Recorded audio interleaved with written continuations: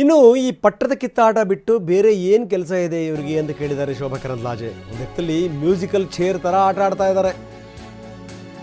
ರಾಜ್ಯದಲ್ಲಿ ಅಭಿವೃದ್ಧಿ ಕಾರ್ಯಗಳು ನಿಂತಿವೆ ಅಂದಿದ್ದಾರೆ ಶೋಭಾ.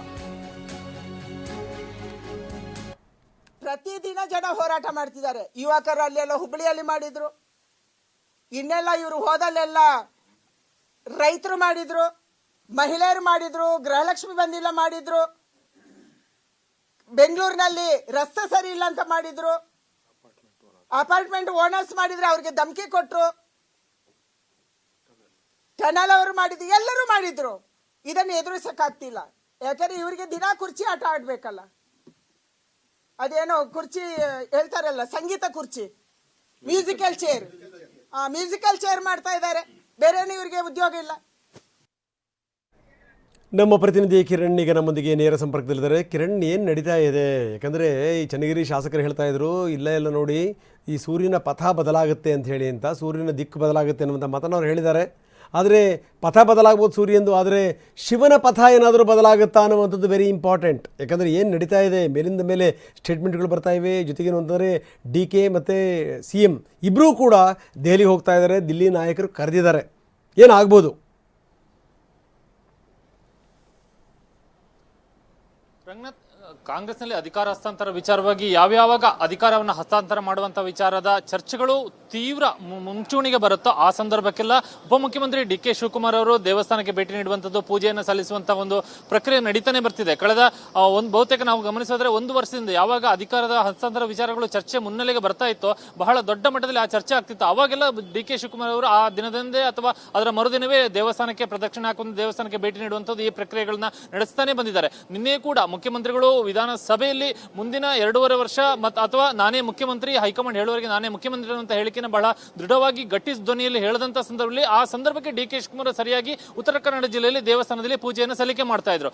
ಈ ಒಂದು ಪ್ರಕ್ರಿಯೆಗಳು ನಡೀತಾನೆ ಬರ್ತಾ ಇದೆ. ಆದ್ರೆ ಆ ಪೂಜೆ ಸಲ್ಲಿಕೆ ಮಾಡಿದಂತ ಬಳಿಕ DK ಶಿವಕುಮಾರ್ ಸ್ಪಷ್ಟವಾದಂತಹ ವಿಚಾರಗಳಲ್ಲಿ ಯಾವುದನ್ನು ಕೂಡ ಹೇಳಿಲ್ಲ. ಎಲ್ಲೂ ಕೂಡ ಅವರು ಮುಖ್ಯಮಂತ್ರಿಗಳು ಸದನದಲ್ಲಿ ಕೊಟ್ಟಂತ ಹೇಳಿಕೆಗೆ ಪ್ರತಿಕ್ರಿಯೆ ಕೊಡಲಿಲ್ಲ. ಬದಲಾಗಿ ನಾನು ಮತ್ತು ಮುಖ್ಯಮಂತ್ರಿಗಳು ಒಂದು ಒಪ್ಪಂದಕ್ಕೆ ಬಂದಿದ್ದೇವೆ ಅನ್ನುವಂತ ಮಾತನ್ನ ಮಾತ್ರ ಹೇಳಿದರೆ ಹೊರತು ಯಾವ ಒಪ್ಪಂದ, ಯಾವಾಗ ಆಗಿರುವಂತಹ ಒಪ್ಪಂದ, ಏನು ವಿಚಾರಕ್ಕೆ ನಡೆದಂತ ಒಪ್ಪಂದ ಯಾವುದನ್ನು ಕೂಡ ಅವರು ಗುಟ್ಟನ್ನು ಬಿಟ್ಟುಕೊಟ್ಟಿಲ್ಲ.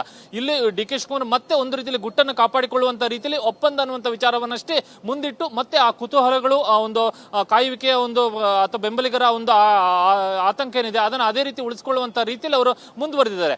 ಇನ್ನು ಇದು ಒಂದು ಕಡೆ ಆದ್ರೆ, ಮಂಗಳವಾರ DCM ಅವರು ದೆಹಲಿಗೆ ತೆರಳುತ್ತಾ ಇದ್ದಾರೆ. ಆದ್ರೆ ಈಗಾಗಲೇ ಬೆಳಗ್ಗೆ ಅವರು ಸ್ಪಷ್ಟಪಡಿಸಿರುವಂತಹ ಪ್ರಕಾರವಾಗಿ ಅವರು ದೆಹಲಿಗೆ ತೆರಳುತ್ತಾ ಇರುವಂತದ್ದು ಕೇಂದ್ರ ಸರ್ಕಾರ ಜೊತೆ ಮಾತುಕತೆಯನ್ನು ಮಾಡುವಂತ ವಿಚಾರವಾಗಿ, ಅಂದ್ರೆ ಅಂತಾರಾಜ್ಯ ನದಿ ಜೋಡಣೆ ವಿಚಾರವಾಗಿ ಸಭೆಯನ್ನು ಕರೆಯಲಾಗಿದೆ. ಆ ಸಭೆಯನ್ನು ಪಾಲ್ಗೊಳ್ಳುವಂತಹ ಸಲುವಾಗಿ ರಾಜ್ಯದ ಜಲಸಂಪನ್ಮೂಲ ಸಚಿವರು ಕೂಡ DK ಶಿವಕುಮಾರ್ ಆಗಿರುವಂತಹ ಹಿನ್ನೆಲೆ ಅವರು ದೆಹಲಿಗೆ ತೆರಳುತ್ತಿದ್ದಾರೆ.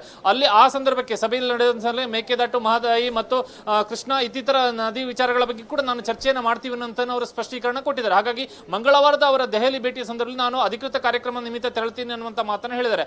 ಆದ್ರೆ ಆ ಅಧಿಕೃತ ಕಾರ್ಯಕ್ರಮ ಮುಕ್ತಾಯಗೊಂಡ ಬಳಿಕ ಅವರು ಹೈಕಮಾಂಡ್ ಅನ್ನ, ಕಾಂಗ್ರೆಸ್ ಹೈಕಮಾಂಡ್ ಅನ್ನ ಭೇಟಿ ಆದ್ರೆ ಅಲ್ಲಿ ಒಂದಷ್ಟು ಬೆಳವಣಿಗೆಗಳು ಆ ಸಂದರ್ಭಕ್ಕೆ ನಡೀಬಹುದು. ಅಥವಾ ಅವರು ದೆಹಲಿಗೆ ತೆರಳುವಂತ ಸಂದರ್ಭದಲ್ಲಿ ಮತ್ತೆ ಅವರ ಬೆಂಬಲಿಗ ಸಚಿವರು, ಶಾಸಕರು ದೆಹಲಿಗೆ ಕೂಡ ಪ್ರಯಾಣವನ್ನ ಬೆಳೆಸಿದ್ರೆ, ಅಥವಾ ಮುಖ್ಯಮಂತ್ರಿಗಳ ಆಪ್ತರು ದೆಹಲಿಗೆ ಪ್ರಯಾಣವನ್ನ ಬೆಳೆಸಿದ್ರೆ ಆಗ ಆ ಚಟುವಟಿಕೆಗಳು ಮತ್ತಷ್ಟು ಗರಿಗೆದರಬಹುದು, ಆ ಚಟುವಟಿಕೆಗಳ ಆಕಾಡ ಮತ್ತಷ್ಟು ರಂಗೇರಬಹುದು. ಹಾಗಾಗಿ ಇಲ್ಲಿ ಉಪಮುಖ್ಯಮಂತ್ರಿಗಳು ಕೊಟ್ಟಿರುವಂತಹ ಒಪ್ಪಂದ ಅನ್ನುವಂತ ಹೇಳಿಕೆ ಏನಿದೆ, ಅದು ಯಾವ ಒಪ್ಪಂದ ಅನ್ನುವಂಥವ್ರಿಗೆ ಅವರು ರಿವೀಲ್ ಮಾಡದೇ ಇರುವಂತಹ ಕಾರಣಕ್ಕೆ ಆ ಒಪ್ಪಂದ ಏನು ಅನ್ನುವಂತ ಕುತೂಹಲ ಇನ್ನೂ ಕೂಡ ಉಳ್ಕೊಂಡಿದೆ. ಇದು ಒಂದು ಕಡೆ ಆದ್ರೆ, ವಿಪಕ್ಷ ಬಿಜೆಪಿ ಆ ವಿಚಾರವನ್ನ ಸಹಜವಾಗಿ ಟೀಕೆಯನ್ನು ಮಾಡ್ತಾ ಇದೆ. ಕೇಂದ್ರ ಸಚಿವ ಶೋಭಾ ಕರಂದ್ಲಾಜೆ ಹೇಳ್ತಿರುವಂತಹ ಪ್ರಕಾರವಾಗಿ ಇರುವಂತಹ ಕೆಲಸವನ್ನು ಬಿಟ್ಟು, ಅಂದ್ರೆ ಯಾವುದೇ ಕೆಲಸ ಇಲ್ಲದೆ ಮುಖ್ಯಮಂತ್ರಿ ಕುರ್ಚಿಯ ವಿಚಾರವನ್ನ ಸಂಗೀತ ಕುರ್ಚಿ ಮಾಡ್ಕೊಂಡಿದ್ದಾರೆ ಅನ್ನುವಂತ ರೀತಿಯಲ್ಲಿ ಅವರು ಟೀಕೆಯನ್ನು ಮಾಡಿದ್ದಾರೆ. ಹೀಗಾಗಿ ಮುಖ್ಯಮಂತ್ರಿಗಳ ಅಧಿಕಾರ ಹಸ್ತಾಂತರ ಇರ್ಬೋದು ಅಥವಾ ಕಾಂಗ್ರೆಸ್ನಲ್ಲಿ ಅಧಿಕಾರ ಹಸ್ತಾಂತರ ಇರ್ಬೋದು, ಆ ಕಳೆದ 1-2 ತಿಂಗಳಿಂದ ನಡೀತಿರುವಂತಹ ಹಗ್ಗಜಗ್ಗಾಟ ಅಥವಾ ಚಟುವಟಿಕೆಗಳಿಂದ ಅದು ಯಥಾವತ್ತಾಗಿ ಮತ್ತೆ ಮುಂದುವರಿತಾನೆ ಇದೆ. ಧನ್ಯವಾದ ತಮ್ಮೆಲ್ಲ ಮಾಹಿತಿಗೆ.